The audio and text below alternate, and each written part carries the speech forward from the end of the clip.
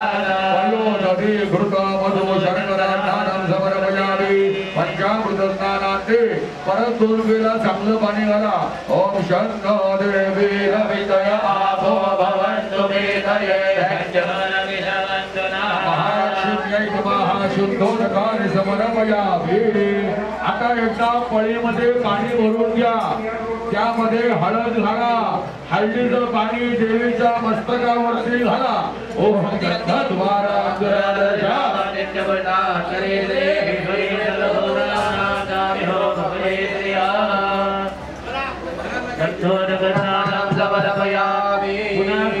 महालक्ष्मीला चांगलं पाणी घालायचं आहे।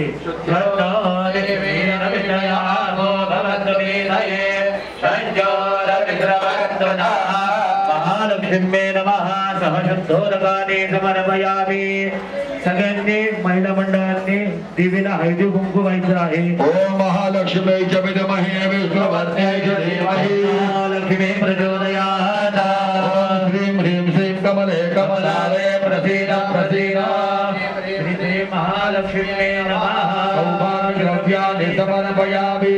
देवीला फुलं वावर ऋतुकालोद्भव पुष्पाणि समर्पयामि।